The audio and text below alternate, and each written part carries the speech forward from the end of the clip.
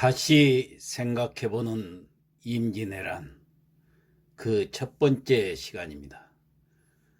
동아시아의 정세를 완전히 뒤바꿔버렸던 7년간의 전쟁, 임진왜란이 발발했습니다.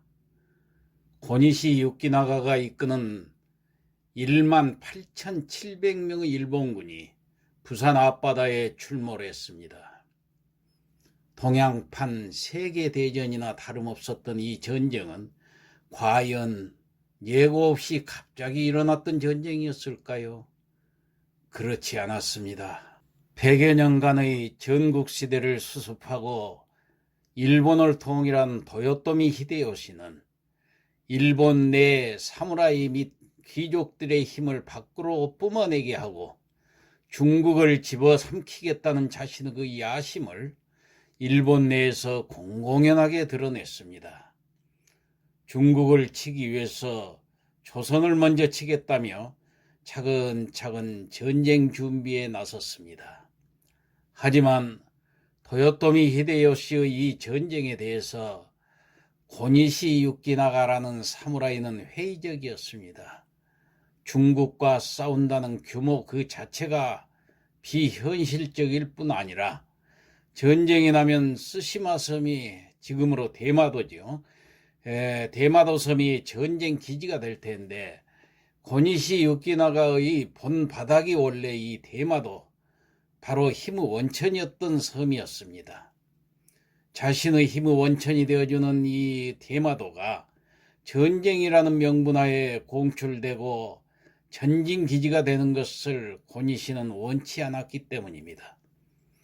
이 고니시 유키나가는 쓰시마 섬의 사람들을 계속 조선 정부에 보내가지고 도요토미 히데요시가 조선 침략을 준비 중이니 대비하라고 넌지시 알려주었습니다. 하지만 조선 정부는 콧방귀만 뀌었습니다. 일본이 그럴 리도 없거니와 설령 조선을 친다고 해도 그 쌀 몇 섬 지어주면 돌아갈 거라고 너무나도 쉽게 생각해버렸습니다. 그럼에도 일각에서는 우려의 목소리가 나왔고 동인과 서인으로 나누어져 있는 조선의 입장에서 이 서인들은 선조 임금에게 우리 사신을 일본에 보내서 일본의 상황을 파악해보자고 건의를 했습니다. 1590년 3월 반신반의했던 선조도 서인의 일원인 황윤기를 정사로 동인의 일원인 김성희를 부사로 삼아서 통신사 행렬을 일본에 파견했습니다. 정확히 1년 후 1591년 3월에 통신사 일행이 조선에 귀국했습니다.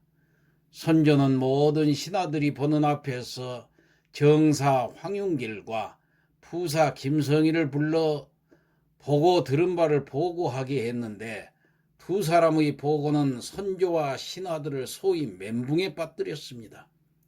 먼저 정사 황윤길이 선조에게 고했습니다. 도요토미 히데요시라는 자는 눈빛에 광채가 깃든 것이 탐욕과 지략을 갖춘 듯 보였습니다. 더군다나 전국을 통일한 직후라 자신감과 야심으로 가득 찬 것 아주 금방이라도 조선으로 쳐들어올 듯 하였사옵니다. 소신은 필시 전쟁의 징조가 올 것이라고 느꼈사옵니다.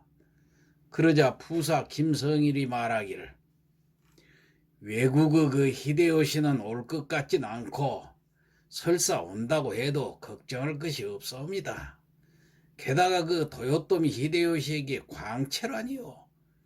히데요시의 행동 거지는 분명 과장되고 허세로 가득 차 있었사옵니다.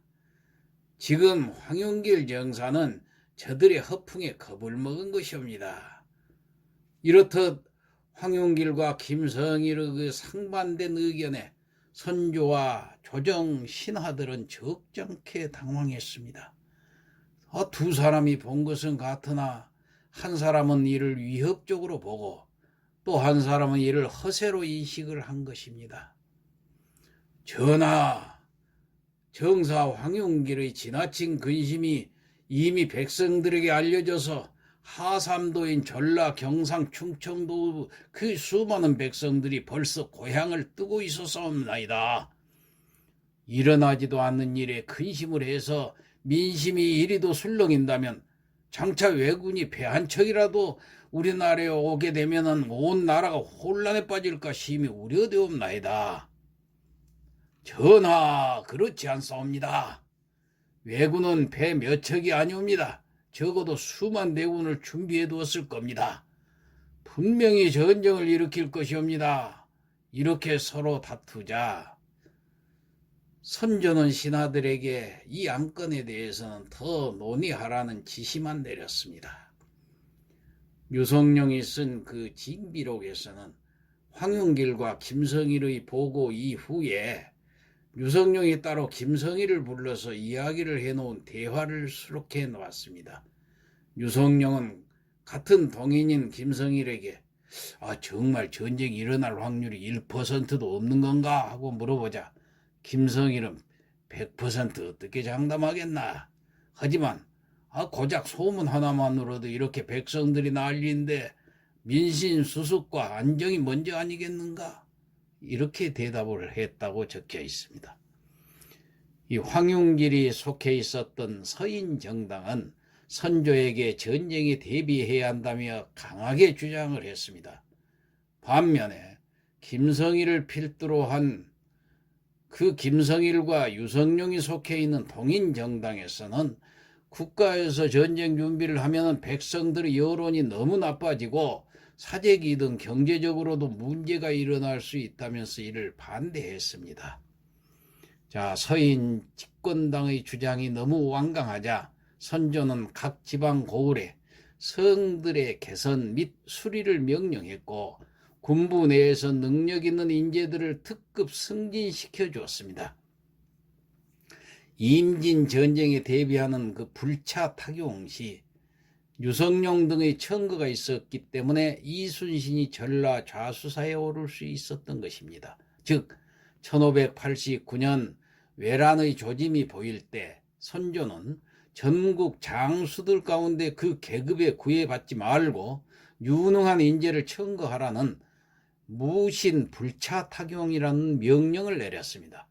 그러자 유성룡은 기다렸다는 듯이 그해 12월에 이순신을 종육품 정읍 현감으로 추천을 한 것입니다. 이어서 곧 1591년 2월 정삼품이나 되는 전라 좌도 수군 절도사로 임명케 했습니다. 무려 7단계나 뛰어오르는 관직이라 반대가 아주 심했습니다. 하지만 유성룡은 그의 예사롭지 않은 능력을 굳게 믿었습니다. 오직 현명함과 유능함으로 인재를 등용하는 유성룡의 그 해안은 참으로 놀랍지 않은가요?